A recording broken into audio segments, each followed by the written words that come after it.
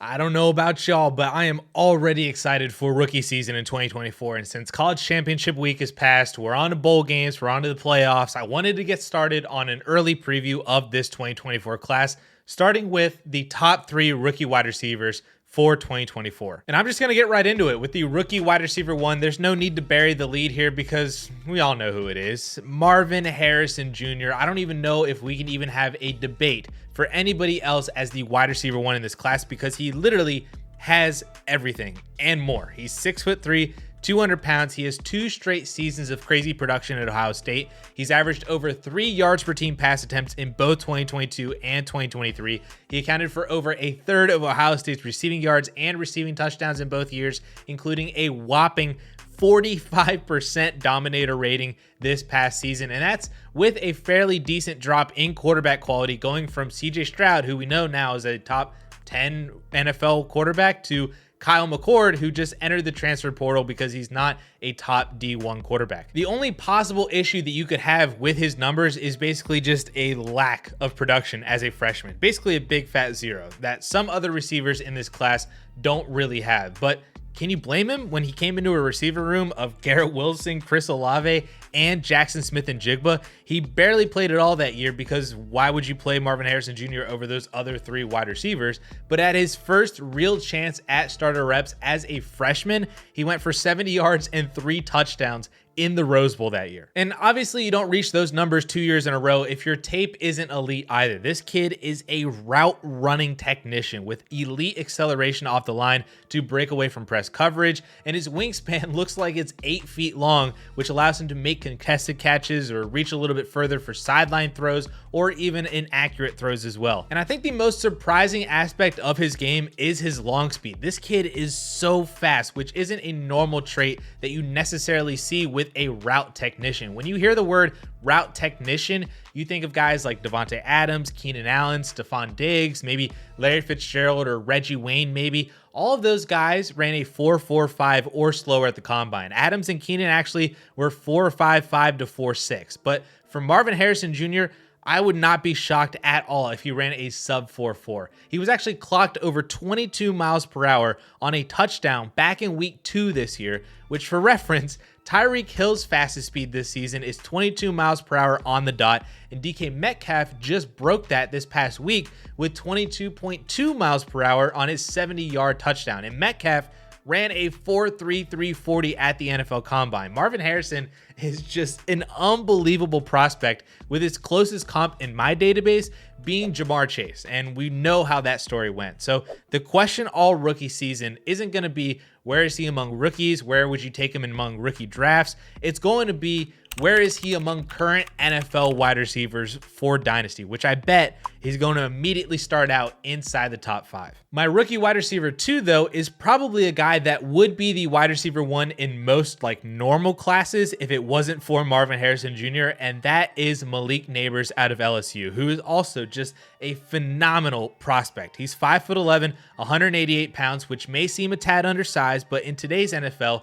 is actually basically perfect. And for as much production as Marvin Harrison Jr. had, Nabers beats him out in terms of just sheer gaudiness of numbers. 86 receptions, over 1,500 total yards, 14 receptions this year, over 4.2 yards per team pass attempt, which will make him the 4th first-round rookie wide receiver since 2010 to hit that mark with Devonta Smith, Dez Bryant, and Demaryius Thomas. And those numbers could get even bigger if he plays in LSU's bowl game. He's probably going to win the Biletnikoff Award this year. His quarterback is probably winning the Heisman, so we have another elite quarterback to wide receiver tandem out of LSU, and Malik Nabers is just so easily the wide receiver 2 in this class. And when you turn on the film, all you see is a dynamic route runner with great acceleration, fantastic quickness. Honestly, the first thing that I noticed watching him was just how wide open he was constantly. Like every time Daniels threw a pass to him 15 to 20 yards downfield,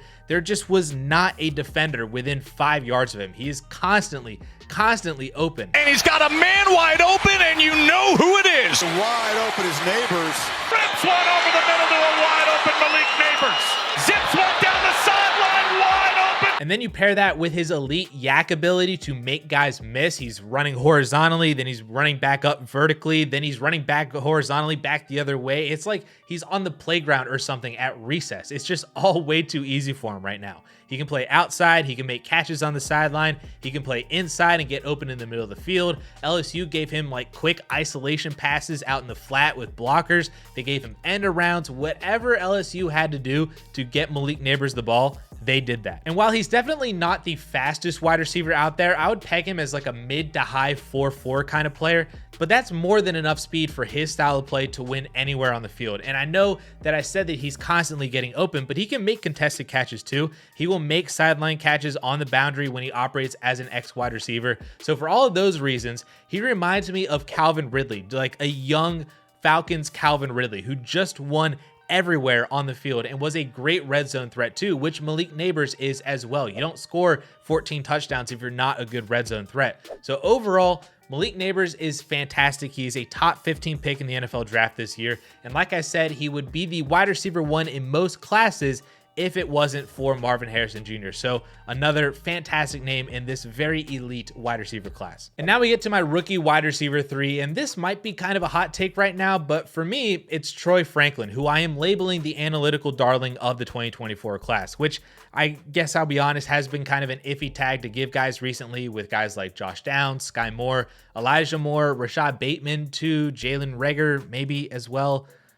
Oof. So we'll see how rookie season treats Troy Franklin, but early on in his profile, it looks fantastic. The typical 19 and 20-year-old breakouts that we see a lot of wide receivers have, a super high 2.94 yards per team pass attempt in 2023. The raw production was just as good as Malik Nabers as well too.